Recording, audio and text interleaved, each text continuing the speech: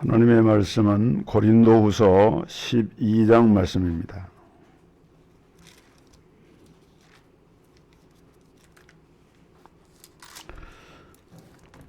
고린도후서 12장 7절부터 10절 말씀까지 봉독합니다. 신약성경 299면 고린도후서 12장 7절입니다. 여러 계시를 받은 것이 지극히 크므로 너무 자고하지 않게 하시려고 내 육체에 가시 곧 사단의 사자를 주셨으니 이는 나를 쳐서 너무 자고하지 않게 하려 하심이니라. 이것이 내게서 떠나기 위하여 내가 3번 죽게 간구하였더니 내게 이르시기를 내 은혜가 내게 족하도다. 이는 내 능력이 약한 데서 온전하여짐이라 하신지라. 이러므로 도리어 크게 기뻐함으로 나의 여러 약한 것들에 대하여 자랑하리니 이는 그리스도의 능력으로 내게 머물게 하려 함이라. 그러므로 내가 그리스도를 위하여 약한 것들과 능욕과 궁핍과 핍박과 곤란을 기뻐하노니 이는 내가 약할 그때에 곧 강함이니라. 아멘.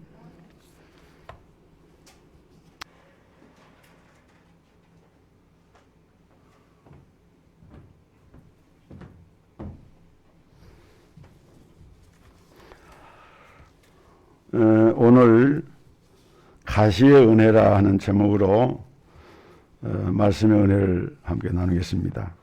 사도 바울은 성경에서 우리 사람을 가리켜서 질그릇과 같다 이렇게 표현을 했습니다. 질그릇, 깨어지기 쉬운 질그릇. 그런 것처럼 왜 이렇게 표현했는가 하면은 사람은 그렇게 약하다는 거예요. 깨어지기가 쉽다는 겁니다. 하나님의 형상대로 짐을 받았지만은 또 모든 피조물 중에 가장 으뜸되는 피조물이지만은 그러나 우리 인간은 정신적으로나 영적으로나 육체적으로 깨어지기 쉬운 질그릇처럼 약한 존재라고 성경은 말씀을 합니다. 그래서 사람들은 거의 예외 없이 남들이 모르는 자기만이 가지고 있는 마음의 상처가 있고 또 육체적인 핸디캡이 있어요. 약점이 있어요. 그래서 그 아픔이나 그 고통을 해결해 보기 위해서 여러 가지 방법으로 노력을 합니다.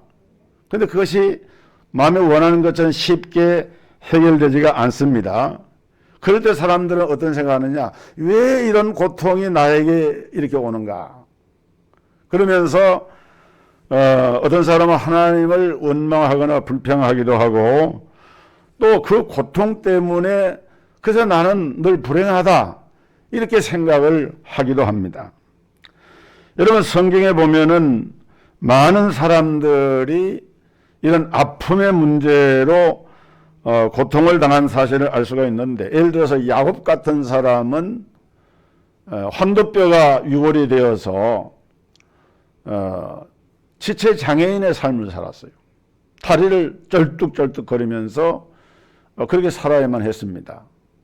또 야곱의 아버지였던 이삭 같은 경우도 노경에 그 아들 형제가 이게 예선지 야곱인지 분간할 수가 없을 정도로 아주 시력이 약해져서 시각장애인으로 이게 살아야만 했습니다. 야곱의 아내였던 레아 같은 여성도 아주 성경에 보면 알력이 약했다. 눈이 이런 핸디캡이 있어가지고 시력이 약하고 잘 이렇게 그 취약점이 있었고 거기다가 이제 같은 자매인데 동생인 그 라헬은 곱고 아리따운데 레아는 상대적으로 좀 덜 아름다웠던 것 같아요. 그래서 그런 그 핸디캡을 많이 안고 살았어요. 그런데 우리가 알아야 될 중요한 사실은 야곱이나 이삭이나 또는 레아나 뭐 꼭 이 사람들만 얘기하는 것이 아니고 지금 제가 예를 들어 말한 이런 사람들의 그 약점들이 오히려 보면은 그 사람의 삶을 더 풍요하게 하고 하나님을 가까이 하게 하고 메시아적인 그러한 복을 누리는 그 고통이, 그 아픔이 오히려 전화위복이 되는 그런 사실들을 우리가 볼 수가 있어요. 예를 들어서 야곱은 한도뼈가 부러져서 지체 장애인이 됐기 때문에 그 형 에서가 야곱을 죽이려고 400명의 군대를 이끌고 오다가 동생의 모습을 보는 순간 너무 동생이 처량하게 보이는 거예요. 원래 죽이려고 왔는데 그 동생 모습을 보니까 죽을 수가 없는 거예요. 오히려 그 환도뼈가 유골된 것이 야곱에게는 전화위복이 됐습니다. 여러분, 레아는 알력이 약하고 좀 아름답지 못했기 때문에 남편의 사랑을 받아보려고 무진장 애를 많이 썼어요. 그런데 결과적으로는 이스라엘 12지파 가운데 이 레아의 소생이 7명이나 됩니다. 7명의 자녀를 낳고 그 중에는 예수님이 탄생하는 유다라고 하는 아들도 레아가 난 아들이었고, 또 제사장 가민 레이라고 하는 아들도 이 레아의 친아들로 이렇게 자라났어요. 그런 걸 보면은 자기의 약점이 꼭 불행한 것만 아니다. 오늘 대표적으로 그런 또 한 사람의 주인공을 우리가 본문 사도 바울을 통해서 보게 되는데, 오늘 바울은 뭐라고 얘기를 했는가 하면은 나에게는 육체의 가시가 있다. 이 가시가 무엇이냐? 이 가시라고 하는 말을 성경 원어인 헬라어로는 스콜라스라고 하는 말로 쓰는 말인데, 이 말은 가시라고 하는 말 외에도 폭탄이 이렇게 터지면 파편이 나오죠. 파편이라든지 또 어떤 땅에다가 이렇게 깊이 박는 말뚝이라든지 그런 의미를 가지고 있어요. 그러니까 이 스칼라스, 가시로 번역된 이 말의 의미를 종합적으로 살펴보면은 원래 가시는 찌르면 아프잖아요. 또 터지면은 뇌관처럼 터지면은 폭발력이 있어가지고 주변 사람들 해치잖아요. 또 이것은 말뚝처럼 깊이 박혀서 잘 빠지지가 않습니다. 이게 스칼라스라고 하는 말의 의미인데, 그러면 과연 사도 바울에게 이 스칼라스, 이 가시는 어떤 가시를 말한 것인가 라고 할 때에 많은 신학자들이 성경을 통해서 살펴볼 때에 그것은 안지릴 가능성이 많다 이렇게 추정을 해요. 정확하게 딱 그렇다라고 말하기는 어렵지만은 뭐 어떤 분들은 간질이라고 하기도 하고, 또 어떤 신학자는 안질이라고 하는데 가장 가능성이 높은 것은 안질의 가능성이 많다. 왜 그런가 하면은 사도 바울이 회심할 때 다메섹 도상에서 예수 믿는 사람들을 잡아다가 옥에 가두려고 가다가 정오의 태양빛보다 더 밝은 빛 가운데 그때 눈이 멀어버렸거든요. 나중에 아나니아가 기도해서 눈을 다시 뜨긴 했지만은 그 영향으로 바울은 평생 동안 안질의 고통을 당했을 것이다. 이렇게 학자들은 추정을 합니다. 또 다른 증거를 보면은 갈라디아 교회에 보낸 바울의 서신 가운데 이런 내용이 나옵니다. 너희를 시험하는 것이 내 육체에 있으되 이것을 너희가 업신여기지도 아니하며 버리지도 아니하고 오직 나를 하나님의 천사와 같이 또는 그리스도 예수와 같이 영접하였도다. 너희의 복이 지금 어디 있느냐? 내가 너희에게 증거하노니 너희가 할 수만 있었더라면 너희의 눈이라도 빼어 나에게 주었으리라. 갈라디아 교회 성도들이 얼마나 바울을 사랑하고 또 그 사역을 위해서 돕기 위해서 물질로 헌신하고 마음을 쏟고 기도했는데, 그러한 그 마음들의 정성으로 심지어는 눈을 빼어서 주고자 하는 마음을 가질 정도로 그렇게 했다는 표현을 볼 때, 뭐 이때는 안경 같은 것도 없잖아요. 시력이 좀 약해지면은 맹인같이 살아야 되고, 또 백내장이 생기면 여지없이 시각장애가 되는 그런 시대입니다. 그래서 바울에게 이런 안질의 고통이 있었다. 여러분, 바울만 그런 것이 아닙니다. 오늘 여러분에게는 그런 가시가 없습니까? 겉으로 보면은 아무런 근심이나 걱정이 없는 것처럼 살아가는 분 같아도, 그러나 막상 그 사람의 내면의 세계에 들어가서 살펴보면은 사람마다 정도의 차이는 있지만은 다 이 가시라고 하는 것이 있어요. 여러분, 문제는 어떤 이들은 이런 아픔을 아예 체념을 하고 살아가는 사람도 있고, 어떤 사람은 그 아픔과 고통이 부끄러워서 남들에게 말을 못하고 벙어리처럼 냉가슴을 앓는 사람도 있고, 또 어떤 사람은 너무 힘들다 보니까 극단적인 선택을 해서 삶을 마감하는 사람도 생깁니다.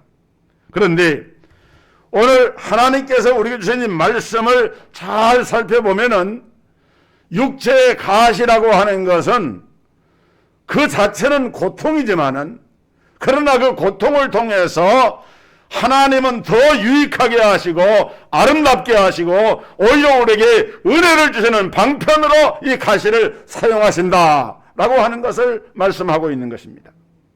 그렇기 때문에 가시는 저주가 아니라 복이고, 이것은 고통을 뛰어넘는 하나님의 은혜고 하나님의 축복이다. 이렇게 바울은 육체의 가시에 대해서 증거를 하고 있는 것입니다.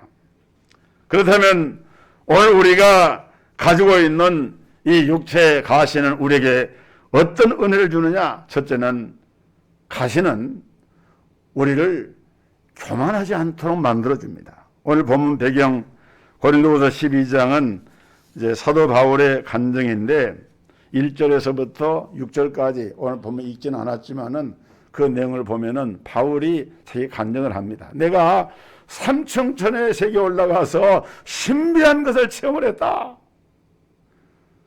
이런 바울의 영적 체험에 대한 간증이 성경에서 두세 번 나오는데, 그 중에 하나가 본문에 이 고린도후서 12장에 기록된 말씀인데, 바울은 삼층천, 다시 말하면 이 천국을 이제 체험을 한 거예요. 그런 거 흔히 요즘 쓰는 말 임사체험이라고 이렇게도 얘기하는데, 죽음을 통해서 어떤 새로운 세계를, 영적 세계를 본다는 그런 체험을 말하는 건데, 바울은 특별한 방법으로 하나님의 계시를 받았어요. 그래가지고 하늘나라에 관한 그런 모든 것을 이렇게 보고 나니까 바울은 그때부터 자기의 그 삶에 있어서 자기가 보았던 그 계시가 너무 황홀하고 아름다우니까 이것을 다른 사람에게, 간증을 통해서 성경 몇 차례 나오지만은 구체적인 내용은 함구합니다. 자, 여러분 보세요. 7절에 보니까 여러 계시를 받은 것이 지극히 크므로, 하나님의 계시를 받았어요. 너무 자고하지 않게 하시려고 내 육체의 가시 곧 사단의 사자를 주셨으니 이는 나를 줘서 너무 자고하지 않게 하려 하심이다. 그러니까 여기서 바울이 강조하는 것은 자기에게 있는 육체의 가시라고 하는 것을 이걸 누가 주었느냐? 이름은 사단의 사자인데, 제가 사단의 사자의 이유는 이제 설교하면서 설명을 드릴 거예요. 이름은 사단의 사자인데 실제로 이것을 허락하시고 주신 분은 누구냐? 위에 계신 하나님이시다. 하나님이 나에게 육체의 가시, 사단의 사자를 주셨다. 왜 주셨느냐? 너무 자고하지 않게 하려고, 교만하지 않게 하려고. 왜? 바울도 사람인지라 하나님의 받은 계시가 너무 크고 아름다운데 이것을 알고 있는 바울이 자칫 영적인 교만에 치우칠까 봐 하나님께서 이렇게 이런 은혜를 내게 주셨다라고 고백을 하고 있는 거예요. 여러분, 성경에 보면은 사도 바울은 자랑할 것이 참 많은 사람이었습니다. 바울이 안수하고 기도하고 그 수건 하나를 병자의 머리에 올리면은 병자가 그 병에서 고침을 받고 또 죽은 사람이 살아나는 역사도 일어났어요. 얼마나 큰 능력입니까? 또 인간적으로 볼 때 바울은 베냐민 지파 출신인데, 베냐민 지파는 이스라엘 12지파 가운데서도 쉽게 말하면 좀 떵떵거리는 그런 집안이에요. 네. 우리나라도 무슨 씨 하면서 좀 이렇게 족보를 얘기할 때 자랑스럽게 하는 사람도 있잖아요. 말하자면 이스라엘 역사에서 베냐민 지파 출신하면은 왕족의 후손이라고 생각을 해요. 왜냐하면 초대왕 사울이 베냐민 지파였고 또 베냐민 지파가 상당히 강대한 지파였어요. 그뿐 아니라 바울은 가말리엘이라고 하는 그 당시에 최고의 율법의 이 스승으로부터 율법을 배운 율법사였고 또 바울은 동시에 로마의 시민권을 가지고 있는 시민권자였어요. 그러니까 히브리어나 헬라어에 능통하죠. 요즘으로 하면 세계 국어에 능통한 거예요. 그 신분에 있어서도 로마 시민권 가지고 있죠. 대단한 사람이었어요. 근데 거기에다가 영적인 이런 체험까지 해서 천국에 대한 하나님 나라에 대한 이런 것을 다 보고 계시를 받아보니까 바울이 인간이기 때문에 좀 교만한 마음이 생길 수도 있지 않겠습니까?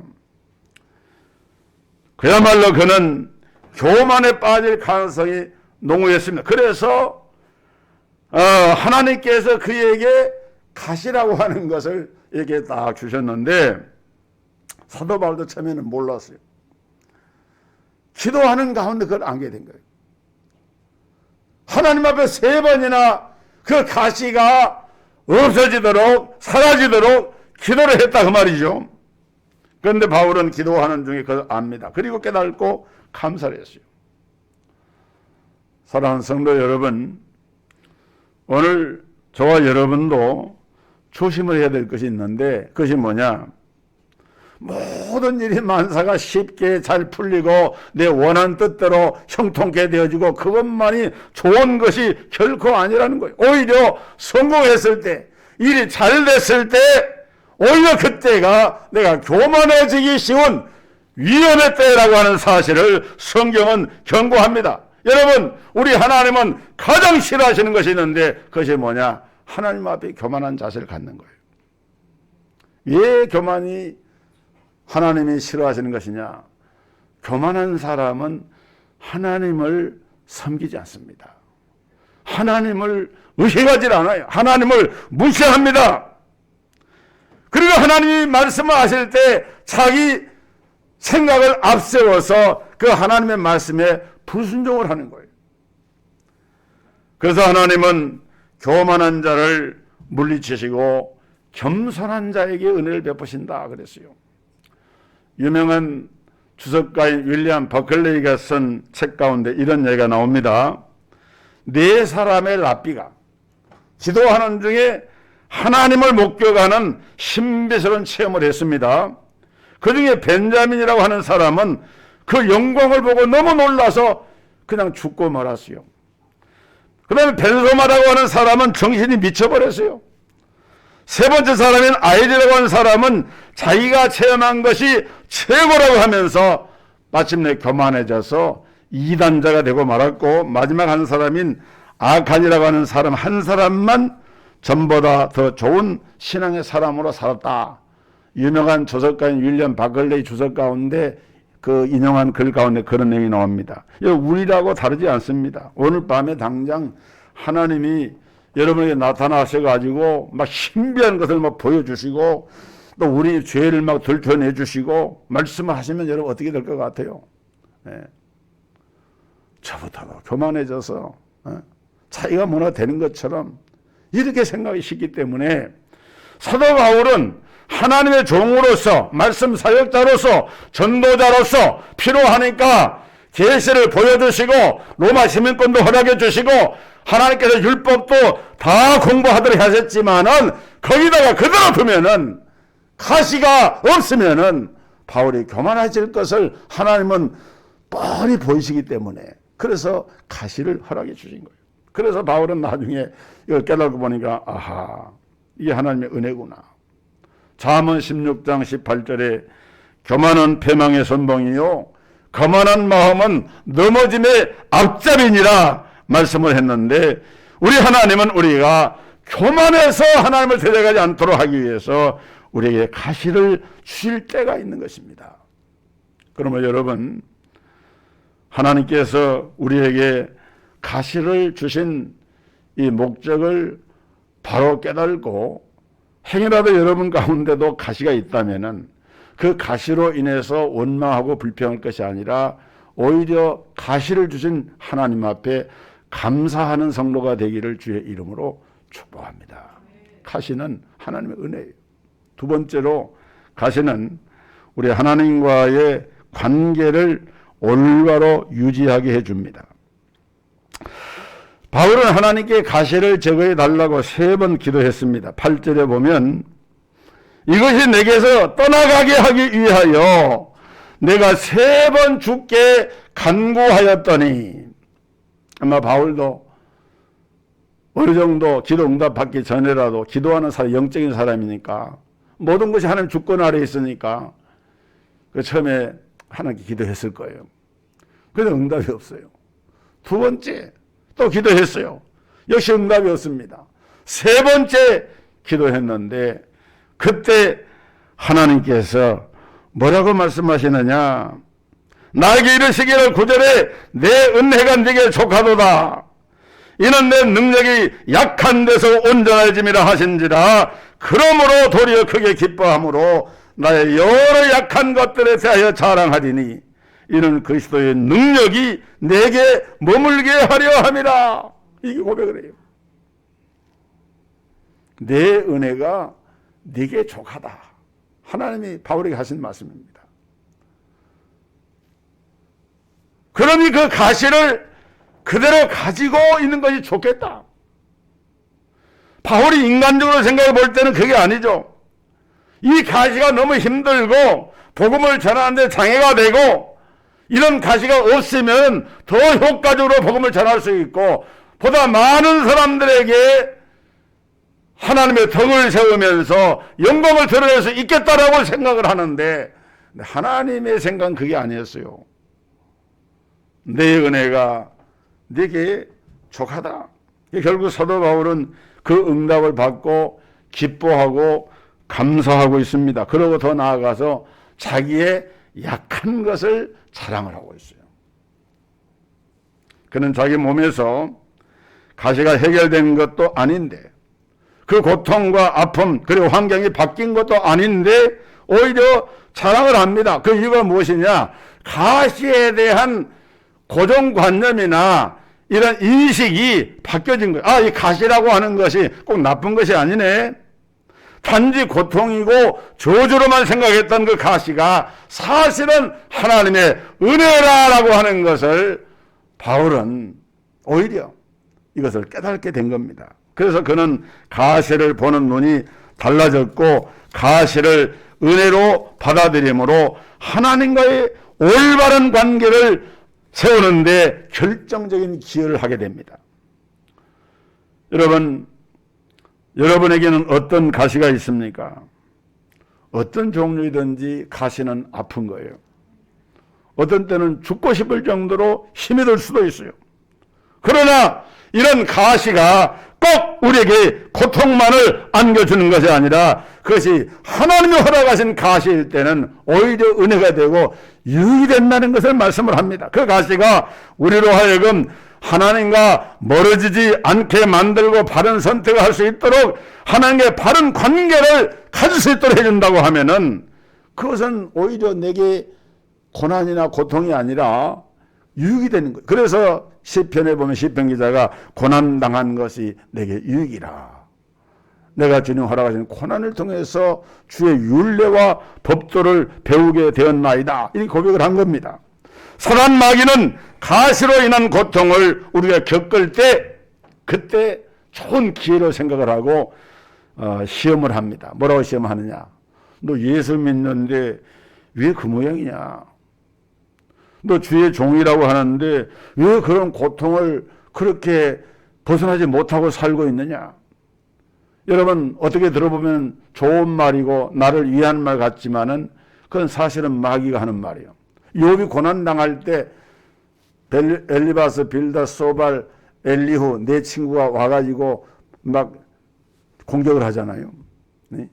사정없이 공격을 합니다. 네? 죄를 지쳐서 고난당한 자가 어디 있느냐? 네가 하나님 앞에서 잘못된 것을 한번 찾아봐라. 사실 욥은 고난당하면서도 왜 자책감이 없겠어요? 그런 마음이 있는데 거기다가 옆에 사람이 친구란 사람들이 막 이렇게 할 때 얼마나 힘들었겠어요. 중요한 것은 여러분, 이런 고난과 이런 가시의 고통을 통해서 마귀는 정죄하고 시험을 하지만은 하나님은 누구 편을 들어줍니까?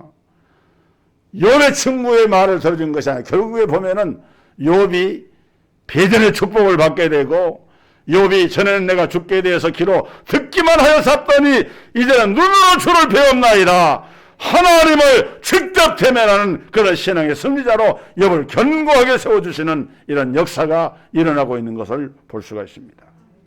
그러므로 성도 여러분, 오늘 우리에게 주어진 고난의 가시는 자기를 성찰하게 하고 그 가시로 인해서 문제를 바라보는 눈을 새롭게 함으로써 하나님과의 바른 관계를 정립할 수 있도록 이어주기 때문에 이것을 가리켜서 이것이 가시가 주는 은혜다라고 말하고 있는 것입니다. 세 번째로, 가시는 약한 내가 강한 사람임을 알게 합니다. 본문 9절 중간에 보면은 이는 내 능력이 약한 데서 온전하여짐이라 그랬어요. 한번 따라 합시다. 이는 내 능력이 약한 데서 온전하여짐이라. 예. 하나님의 능력이라고 하는 것이 우리가 강할 때는 빛이 안 나요. 근데 오히려 우리가 약할 때 하나님의 그 능력의 온전함을 드러내게 된다, 이런 말씀이거든요. 다시 말하면 하나님이 가지고 계시는 능력이 우리 성도들이 가지고 있는 약함, 즉 가시와 같이 힘들고 어려운 문제를 통해서 하나님의 능력이 드러나게 된다는 거예요. 여러분, 사도 바울에게 안질의 고통이 있고 아픔이 있었는데 보면은 답답해요. 옆에 사람이 볼 때. 그리고 그 사람이 기도하니까 병자가 나고, 그 사람이 기도하니까 죽은 자가 살아나고, 두 가지 견해가 볼 수가 있는데, 야, 너는 다른 사람도 고치고 이적도 행하면서 니는 못 고치냐? 이러면서 막 비난하는 그런 사람도 있을 수도 있어요. 그러나 오히려 이렇게 생각합니다. 야, 바울이 위대해서 고치는 줄 알았는데, 바울이 위대해서 사람 살릴 줄 알았는데 그게 아니네. 저 사람은 자기 몸 안에 안질 하나도 고치질 못한 사람이야. 근데 하나님의 능력이 그 안에 있어서 그 약한 바울을 들어서 하나님의 그 살아계신과 역사하시는 권세와 능력을 나타내 보여주시는구나 하면서 그때 영광을 바울에게 돌리는 것이 아니라 하나님께 돌리게 된다, 그 말이에요. 이 말씀이 여러분 이해가 되십니까?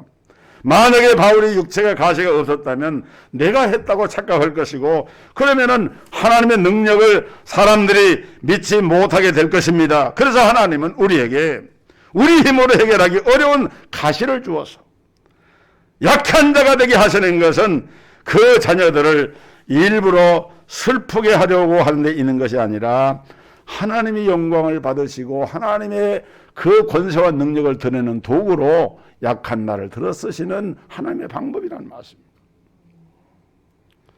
여러분, 역사를 보면은 옛날 그리스에서는 지혜 있는 자가 강자였습니다.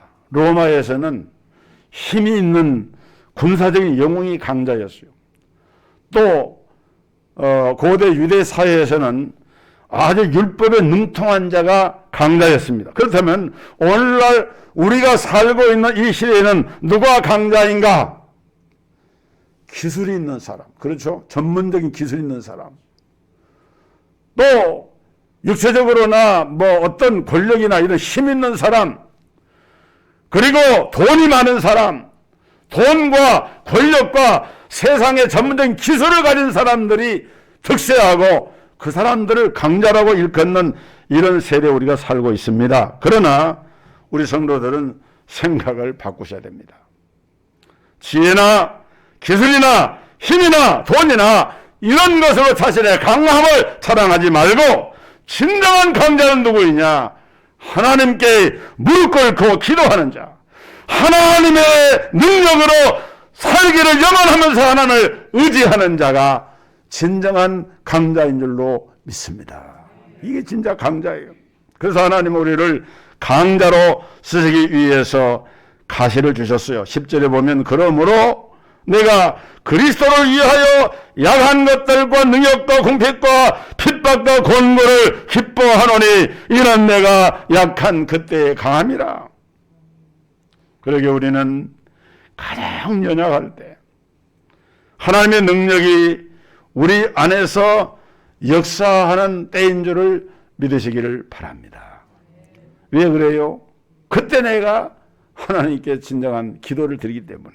그럴 때 진전 강한 자가 됩니다. 그래서 우리는 그리스도를 위하여서 약한 것을 자랑을 하고 기뻐해야 돼요. 그냥 약하기 때문에 나는 쓸모없다 그 말이 아니고, 약한 나를 들어서 강한 자를 부끄럽게 하시는 하나님의 권세와 능력을 의지하면서 온 세상에 하나님의 능력을 드러낼 수 있다고 하면은 그것이 진정한 강한 자다 그 말이에요.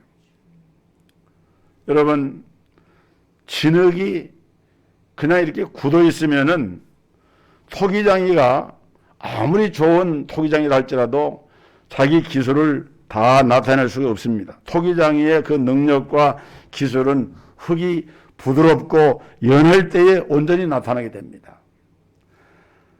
새가 단단할 때는 대장장이가 그 기술을 나타내지 못해요.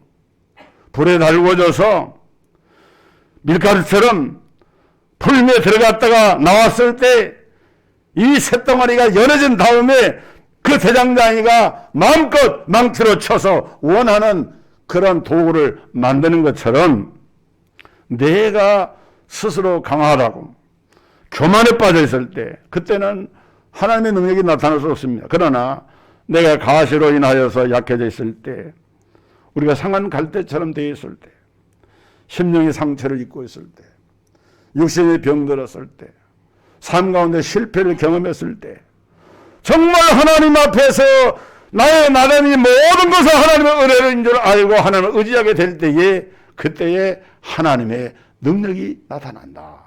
이것을 바울 사도는 고백을 한 거예요. 가시는 나를 겸손하게 합니다. 가시는 나를 하나님과 바른 관계를 갖게 합니다. 가시는 내가 누군지를 알게 하고 하나님을 의지할 수 있도록 하나님의 위대한 능력이 내게 임하여서 약한 나를 강하게 하는 이런 놀라운 하나님의 은혜의 방편으로 하나님은 우리에게 가시를 허락해 주셨습니다. 이것을 깨닫고 감사할 수 있기를 주님의 이름으로 축복합니다.